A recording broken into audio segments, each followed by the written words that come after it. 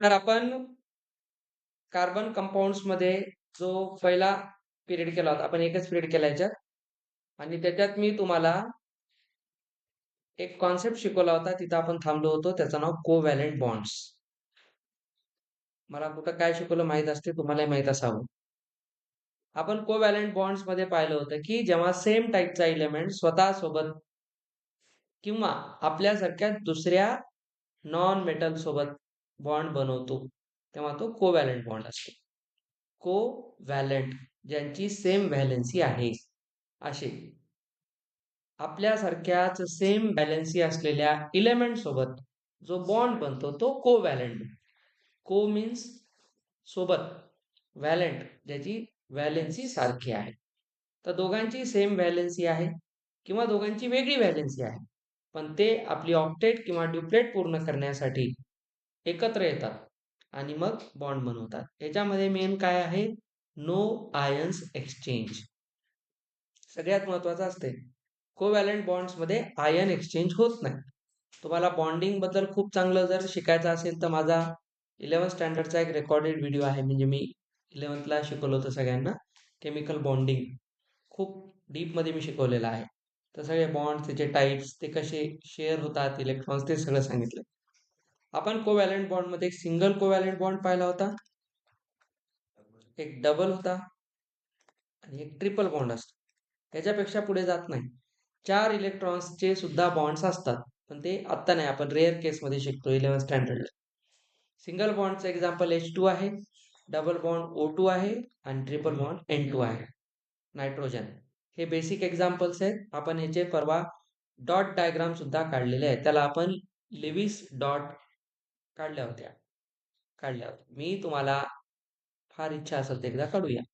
हायड्रोजनचा इथे एक आणि इथे एक आहे, हे काढलं होतं ना, यालाच लुईस डॉट स्ट्रक्चर म्हणतात.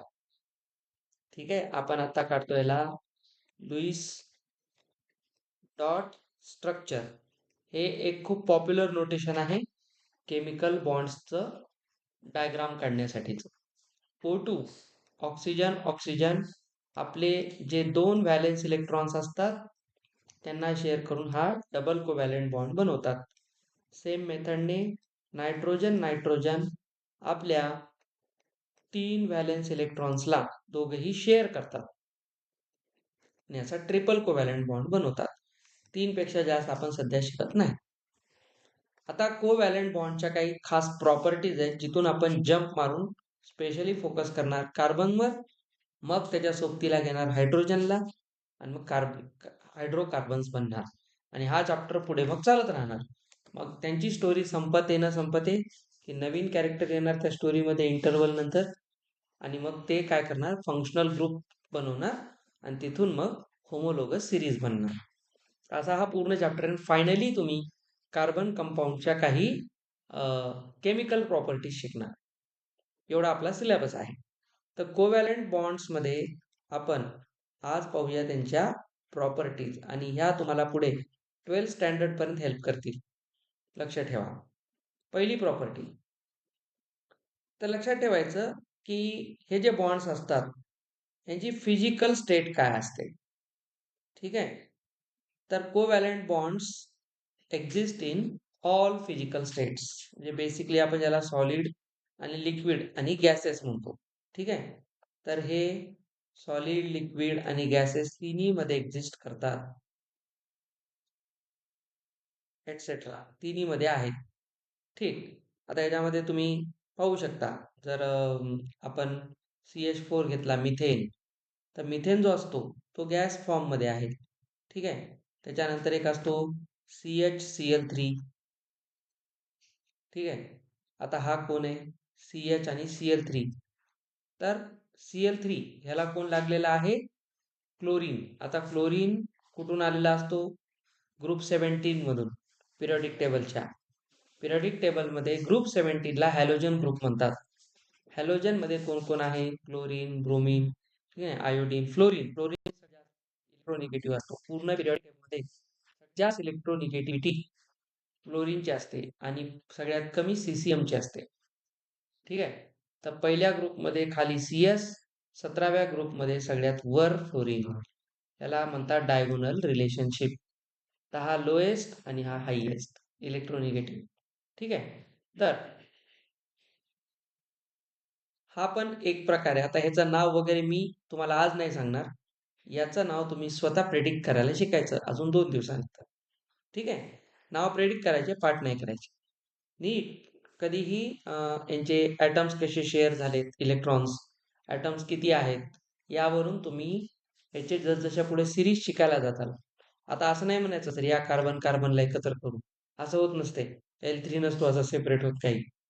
तर हा पूर्ण एक इलेमेंट, याच्यामध्ये इलेमेंट कोण आहे तेवढं आयडेंटिफाय करा. चला बोल नका मध्ये मध्ये हा, मी खूप महत्वाच्या गोष्टी सांगत आहे. याच्यात एक कार्बन, एक हायड्रोजन, एक क्लोरीन आहे. तर असं म्हणू नका सर हे दोन C2 होते. ठीक आहे, असं काही करू नका, कारण मग L3 असा कोणताही वेगळा एलिमेंट नाही. ठीक आहे. हा जो कोणी असेल तो असतो लिक्विड फॉर्म मध्ये. ठीक आहे, लिक्विड मध्ये, मध्ये मध्ये बोल नका. आणि एक आहे ग्लुकोज. ग्लुकोज सॉलिड फॉर्म मध्ये. ग्लुकोज सुद्धा त्याला आपण कार्बोहायड्रेट्स पासून बनवतो. ठीक आहे. तर कार्बोहायड्रेट्स आपल्या बॉडीमध्ये ग्लुकोजच्या फॉर्म मध्ये स्टोअर होतात. हे तुम्ही बायोलॉजी शिकला असेल जेव्हा आपण डायजेशन शिकतो. ठीक आहे. जे प्रोटीन्स असतात ते अमिनो ॲसिड्समध्ये स्टोअर होतात, फॅट्स फॅटी ॲसिड्समध्ये स्टोअर होतात, कार्बोहायड्रेट्स ग्लुकोजमध्ये स्टोअर होतात. त्याला आपण स्टार्च पण म्हणतो पुढे चालून. ठीक आहे. तर ही झाली फिजिकल स्टेट. तर कार्बन कोव्हॅलेंट बॉन्ड तिन्ही स्टेटमध्ये असतात. फर्स्ट. Second, solubility. आता सॉल्युबिलिटी जी असते तर वॉटरमध्ये जनरली, ठीक आहे, जनरलीचा अर्थ असतो, एक्सेप्शन असतात त्याला, इनसॉल्युबल आहे. ठीक आहे. तर वॉटरमध्ये कार्बनचे जे कंपाऊंड्स आहेत, आता हे मिथेन वगैरे, हे डायरेक्ट वॉटरमध्ये कधीही डिझॉल्व्ह होत नाहीत, इनसॉल्युबल असतात. ठीक आहे. आता हे पोलर सॉल्व्हंट्समध्ये, म्हणजे आता पोलर, नॉन पोलर, हे काय आहे, जे पोल्स बनवतात. पोल्स बनवणं म्हणजे इलेक्ट्रॉनला, आयन्सला आपल्याकडे असं अट्रॅक्ट करून दोन एंड बनवतात. Water is a polar compound. ठीक आहे. कारण आपल्याला माहिती आहे वॉटर कसं आहे स्ट्रक्चर, H2O लिहितो आपण. तर H, H आणि O या पद्धतीने आपण लिहितो. इलेक्ट्रॉन आहे हायली निगेटिव्ह, म्हणजे निगेटिव्हिटी जास्त आहे याची हायड्रोजनपेक्षा. तर बघा ह्याच्यावर पॉझिटिव्ह, म्हणजे हा इलेक्ट्रॉन द्यायला तयार आहे, हा घ्यायला तयार आहे. तर ह्यांच्यामध्ये काय होतं, असा एक बॉन्ड बनतो आणि एका हायड्रोजनला हा काय करतो, आपल्याकडे जास्त अट्रॅक्ट करायला पाहतो. त्यामुळे ऑक्सिजन आणि हायड्रोजन मध्ये पोलॅरिटी तयार होते, म्हणून आपण याला पोलर कंपाऊंड्स म्हणतो. हे तुम्ही 11th स्टँडर्डला शिका, पोलर नॉन पोलर काय असतात. आता तुमच्या सिलेबसनुसार पोलर शब्द वगैरे तुम्हाला तेवढा दिसणार नाही, फक्त माहिती असू द्या. तुम्ही एवढं लक्षात ठेवा सध्या. ठीक आहे.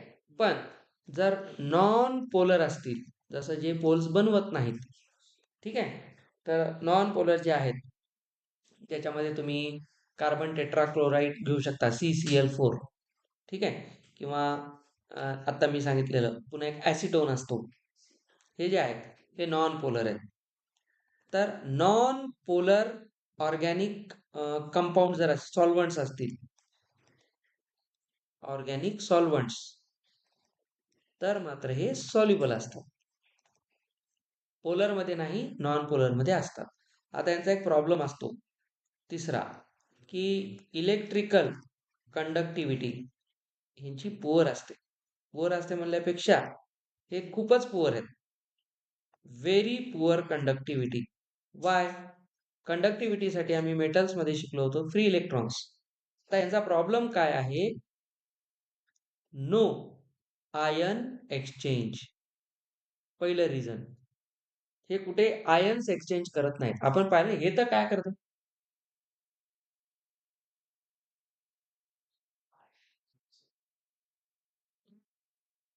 त्याला मध्ये मध्ये जो हे ते, तर नो आयन एक्सचेंज, आयन्स हे देत नाहीत, म्हणजे हे कोव्हॅलेंट कंपाऊंड्स, हे इलेक्ट्रॉन शेअरिंगने बनतात.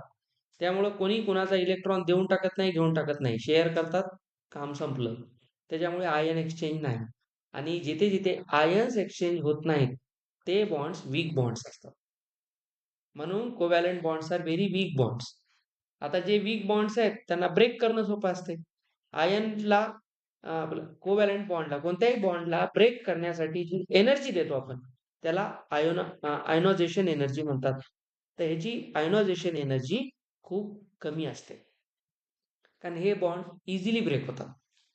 मग ह्यांच्या ज्या केमिकल रिॲक्शन्स आहेत त्या फार रिगरस नसतात. ठीक आहे. आणि याच्यामध्ये फ्री इलेक्ट्रॉन्स जे असतात हे जवळपास नाच्या बरोबर आहेत. ठीक आहे. कारण हे तर मेटल्स जरी असतील आता सॉलिड फॉर्म मध्ये पण हे नाच्याच बरोबर आहे आणि आयन एक्सचेंज करत नाही, फ्री इलेक्ट्रॉन्स नसतात, तर आपण यांच्याकडून एक्सपेक्ट करू शकत नाही इलेक्ट्रिकल कंडक्टिव्हिटी.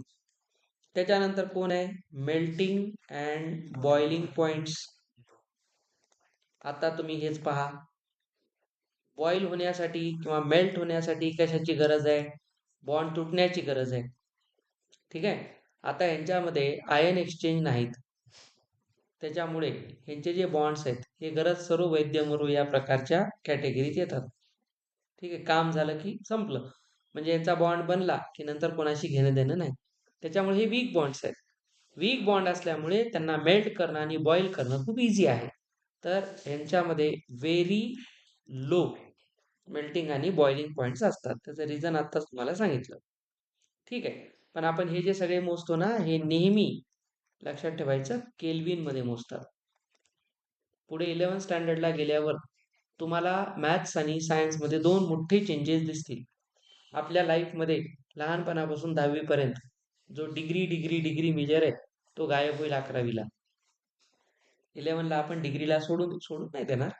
ऍक्च्युली डिग्रीला कन्वर्ट करून आपण दुसऱ्या फॉर्म मध्ये शिकणार. त्याचं नाव आहे रेडियन.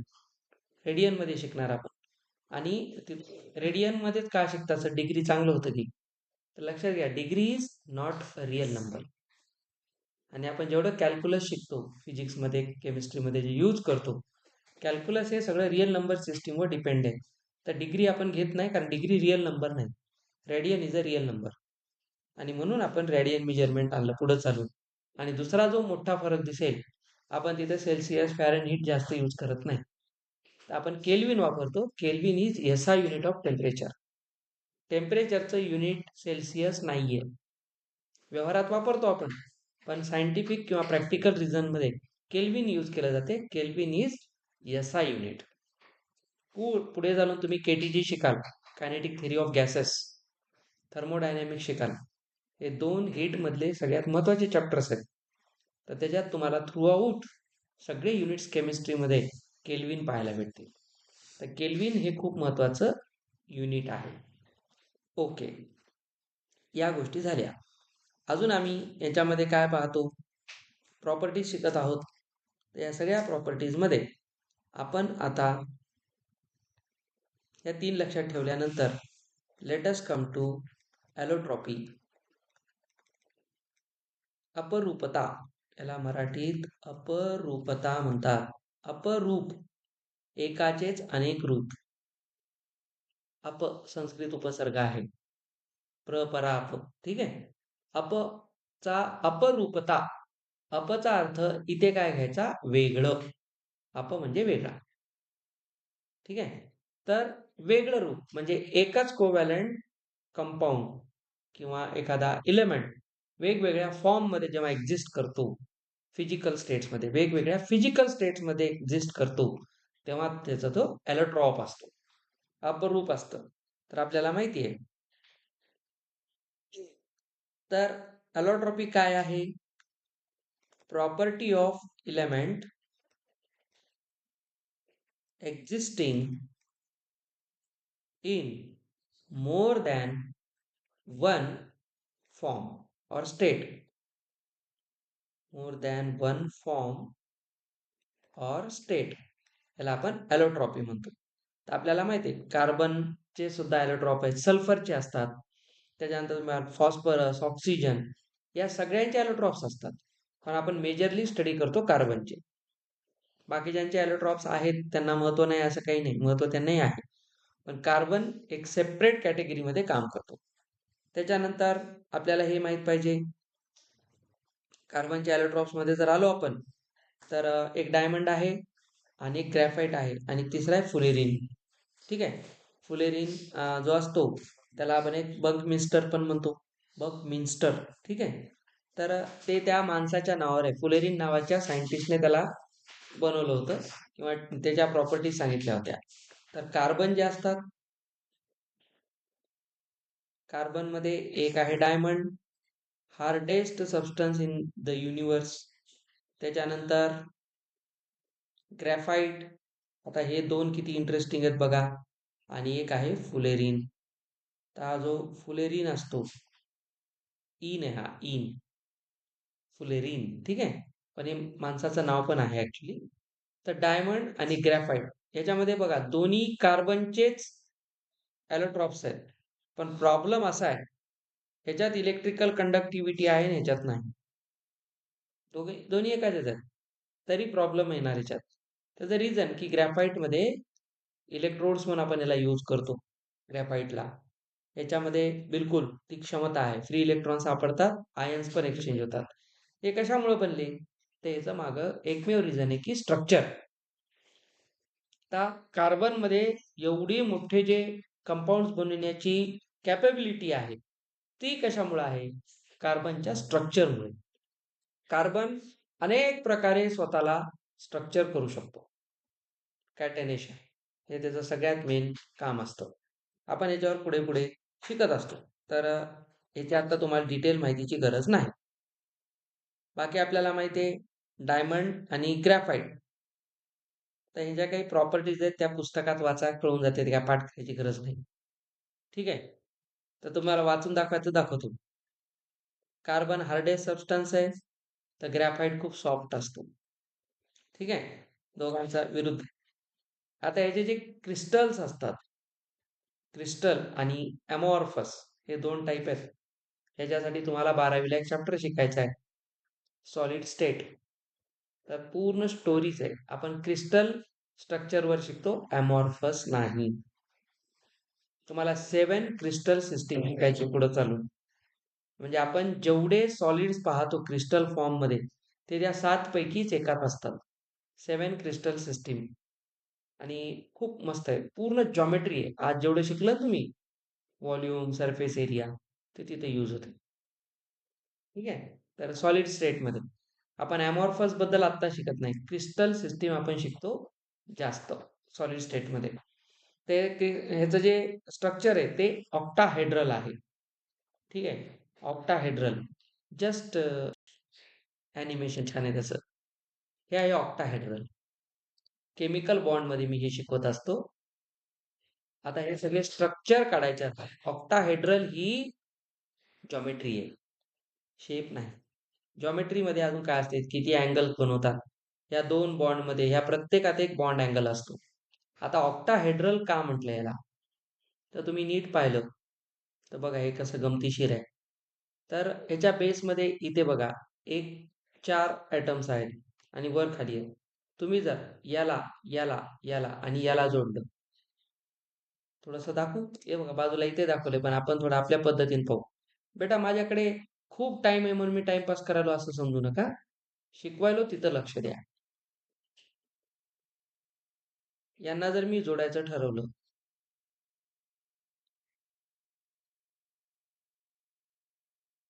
हे वरच्या सोबत 4 जोडलेले आहेत. ठीक, ऑब्विसली असे जोडतात, रिकामं ठेवायचं नाही कोणाला. त्याच्यानंतर याच चौघांनी याला काय केलेलं आहे, इकडे पण जोडलेलं आहे, हे या पद्धतीने. ते हे स्ट्रक्चर इथं दिसलं तुम्हाला, तर तुम्ही नीट बघा. सेंटर मध्ये एक असा तुम्हाला बेस दिसतो आणि हे वरचा जो आहे ना तो हाय, हा खालचा याच्या सोबत आहे, आणि हे जे 4 आहेत ते हे कॉर्नरचे 4 आहेत. तर हे या पद्धतीने ह्याला जुळतात आणि ह्यांनाही जुळतात. तर हे जे स्ट्रक्चर बनते ऑक्टाहेड्रल आहे. तर कार्बनचे जे ॲटम्स असतात डायमंडमध्ये, ते स्वतःला या शेपमध्ये अरेंज करतात, म्हणून तो असतो ऑक्टाहेड्रल. आणि हा क्रिस्टल आहे. क्रिस्टल आणि अमॉर्फस मध्ये काय फरक असतो, क्रिस्टलमध्ये लॉंग रेंज जॉमेट्री असते, सिमेट्रीची, म्हणजे सेम आकार. आता हा जो ऑक्टाहेड्रल आहे, तुम्ही जर त्या ह्याच्यात गेलात, याला तुम्ही किती दूरपर्यंत त्या शेपमध्ये पाहिलं, तर हे शेप कंटिन्यू पुढे चालतो. ॲमॉर्फस मध्ये गॅरंटी नाही. इथे ऑक्टाहेड्रल दिसलेला थोडं पुढे गेलं की तो टेट्राहेड्रल होईल, त्याची काही गॅरंटी नाही. पण ॲमॉर्फस त्याचा शेप फिक्स नसतो, क्रिस्टलमध्ये शेप फिक्स असतो, ही महत्वाची गोष्ट आहे. तर डायमंड असा दिसणार तुम्हाला. ठीक आहे, हे सगळे माहीत पाहिजे, बाकी काही नाही. तर पुढे आलात तुम्ही, आता इथं तुम्ही घेतला फुलेरी.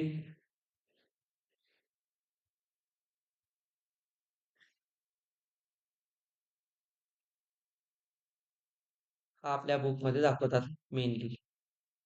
ठीक आहे, आणि फुलेरींचं जर तुम्हाला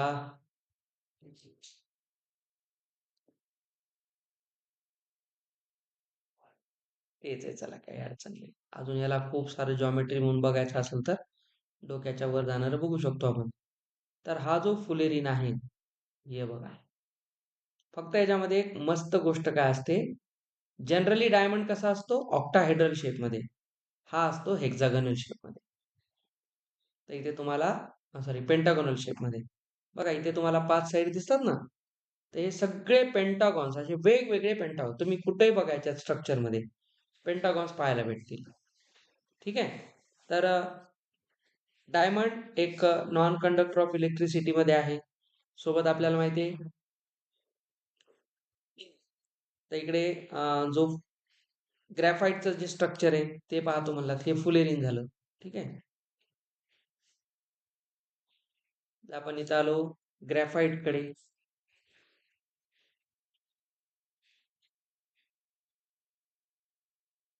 येस, आपल्या बुक वाईज याला तुम्ही पहा. तर हा जो आहे ग्रॅफाइट बघा, 6च्या याचा बनला, हेक्झागोनल असतो, आणि यांच्यामध्ये जे फोर्सेस असतात त्याचं एक नाव असते वॉन्डरवॉल फोर्सेस. ठीक आहे, वॉन्डरवॉल फोर्सेस असतात, हे तुम्ही 11th स्टँडर्डला शिकाल. तर हे याचे स्ट्रक्चर आहेत आणि असे याच्यामध्ये काही पॉइंट्स असतात. ठीक आहे, त्याच्यानंतर युनिक नेचर काय आहे अजून कार्बनमध्ये जर आम्ही आलो, 2 पॉइंट सांगतो तुम्हाला मस्तपैकी सोडतो. एक आहे कॅटेनेशन. ठीक आहे, कॅटेनेशन काय आहे? कार्बन जेव्हा स्वतः दुसऱ्या कार्बन सोबत चेन बनवतो, लॉंग चेन, कार्बन या कार्बन सोबत एक चेन बनवली, अशी एक चेन, अशी एक झाली, इकडे कार्बन, कुठेही जा कार्बनच कार्बन. ठीक आहे, तर या पद्धतीने तुम्हाला जे बॉन्डिंग दिसेल असं हे आता चालत राहील. आता हे मी जी चेन काढली, असं आपण मनानं कधीही कुठेही चेन नाही काढू शकत. ह्याच्यासाठी काही रूल्स आहेत, ते तुम्हाला एका चॅप्टरमध्ये शिकवले जातात 11th स्टँडर्डला, IUPAC नॉमेनक्लेचर. ठीक आहे, त्याचं नॉमेनक्लेचर असतं, आताही आहे, आताही आहे, पण खूप म्हणजे त्याची ABCD आहे, खूप डीप मध्ये असतात नॉमेनक्लेचर. खूप अवघड अवघड स्ट्रक्चर आपण इझिली बनवू शकतो. The property of carbon making long chains और making bonds with other carbon atoms. Main लक्षात घ्या, कॅटेनेशन मध्ये आणि पुढे आयझोमर्स मध्ये फरक असतो. ठीक आहे, आयझोमर्स कॅटेनेशनचाच एक भाग आहे, पण कार्बन सोबत जो दुसरा कार्बन किंवा कार्बन सोबत जर दुसरा एखादा फंक्शनल ग्रुप कोणत्या पोझिशनला ऍड होतो, त्या पोझिशनवर त्याचं आयझोमर्स असतं, त्याला म्हणतात स्ट्रक्चरल आयझोमर्स. काही ऑप्टिकल आयझोमर्स असतात, त्याचे वेगवेगळे टाइप्स आहेत. तर कॅटेनेशन क्लिअरली काय सांगतं बघा, carbon bonds with other carbon only, फक्त कार्बनने कार्बन सोबतच जर बॉन्ड केले तर त्याला कॅटेनेशन. ठीक आहे, त्याच्यानंतर कार्बनची एक खास प्रॉपर्टी, का एवढा हे आगाऊपणा करू शकते, तर त्याचं रिझन आहे टेट्रा व्हॅलेन्सी. टेट्रा म्हणजे 4. तर कार्बन आपल्याला माहिती आहे, त्याचा जो ॲटॉमिक नंबर आहे त्याला आम्ही झेड म्हणतो, आणि हे मास असतं. ठीक आहे, तर कार्बनचा जो ॲटॉमिक नंबर आहे तो 6 आहे, त्याचं स्ट्रक्चर 2,4 आहे, आणि ही त्याची व्हॅलेन्सी आहे. आणि त्याची व्हॅलेन्सी आहे 4, म्हणून 4 व्हॅलेन्सीला म्हणतात टेट्रा व्हॅलेन्सी. आता याची अडचण अशी आहे, लक्ष द्या, कार्बनच्या न्यूक्लियसमध्ये 4 प्रोटॉन आहेत. म्हणजे याच्या बाहेर इकडे, सॉरी 4 प्रोटॉन नाही, 6 प्रोटॉन आहेत आणि इथे 2 आणि बाहेर 4. खूप छान. आता जर ह्यानं ठरवलं हे 4 मी कोणालाही देऊन टाकतो आणि माझी ड्युप्लेट पूर्ण करतो आणि आराम करतो, तर प्रॉब्लेम काय होते सांगतो तुम्हाला. जर ह्याने 4 इलेक्ट्रॉन लूज केले तर हा बनणार इलेक्ट्रो पॉझिटिव्ह, म्हणजे याच्या प्रोटॉन्स राहणार 6 आणि इलेक्ट्रॉन्स राहणार 2. तर 6 प्रोटॉन्स 2 इलेक्ट्रॉन्सवर जे त्याच्या नियर ऑर्बिटमध्ये आहेत, जवळच्या, त्याच्यावर अट्रॅक्शन फोर्स जास्त अप्लाय करतील, त्यामुळे हा अनस्टेबल होईल. ठीक आहे. त्याच्यामुळे कार्बनला, आता हे सगळा खटाटोपच केमिस्ट्रीचा कशासाठी आहे, स्टेबिलिटीसाठी. पूर्ण केमिस्ट्री आपण शिकतोच की प्रत्येक जण स्टेबल होण्यासाठी काय काय करतो. जसं आता तुम्ही फ्युचरच्या स्टेबिलिटीसाठीच आता मला सहन करायला, आहे की नाही. तर हे सगळं स्टेबिलिटीचाच खेळ आहे. भले किती राग येऊ, बाहेर जाऊन 4 शिव्या देऊ, पण आता तर सहन करायला शिव्या तर देतच असतात. ठीक आहे. आता ह्यानं जर विचार केला, भाई काम करू, मग ड्युप्लेट कशाला, आपण ऑक्टेट पूर्ण करू.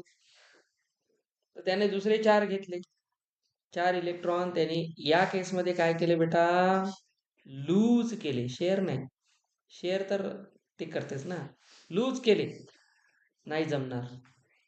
ठीक आहे. त्याचा जो न्यूक्लिअर चार्ज आहे तो जास्त होईल आणि न्यूक्लिअर चार्ज जास्त होणं पुढे फ्युजन आणि फिजनचे केसेस क्रिएट करतो. मग जर याने 4 इलेक्ट्रॉन लूज करण्याच्या ऐवजी ऍक्सेप्ट केले, हे नाही जमणार. कारण ऍक्सेप्ट केले तर ह्याच्यामध्ये प्रोटॉन 6 होतील, इलेक्ट्रॉन 8 होतील. ठीक आहे. आता हे सुद्धा नाही, इथे चार्ज वाढला. ठीक आहे. नाही, सॉरी, 4 घेतले ना, 6 आणि 4 10 होते. तर याचा प्रॉब्लेम होईल की 10 इलेक्ट्रॉन ला 6 प्रोटॉन कंट्रोल नाही करू शकणार, म्हणजे इथे स्टॅबिलिटी मार खाल्ली. त्याच्यामुळे बसा बोंबलत, हे पण नाही जमणार. मग हा काय म्हणतो, एक कार्बन त्याला भेटतो, दुसरा कार्बन भेटतो आणि म्हणतो अरे माझ्याकडे 4 आहेत, माझ्याकडे 4 आहेत. तर बघा झालं का, टेट्रा व्हॅलेंट असल्यामुळे हा काय करतो, सिंगल बॉन्ड 4 बनवतो वेगवेगळे. ही त्याची अडचण आहे, स्टेबल होऊन जातो. म्हणून हा इलेक्ट्रॉन देत नाही, घेत नाही, तो शेअर करतो. तर कार्बन मध्ये शेअरिंग करण्याची कॅपॅसिटी खूपच जास्त आहे. याच्याच सारख्या प्रॉपर्टी असणारा दुसरा हायड्रोजन आहे. म्हणून हे दोघं मिळून खूप जास्त गोंधळ घालतात केमिस्ट्रीत आणि मग हायड्रोकार्बन्स. आपण आता या टेट्रा व्हॅलेन्सीमुळं कार्बनचे कसे बॉन्ड्स बनतात, सॅच्युरेटेड हायड्रोकार्बन्स, अनसॅच्युरेटेड हायड्रोकार्बन्स, आपण उद्या डिटेलमध्ये स्ट्रक्चर काढायला शिकू.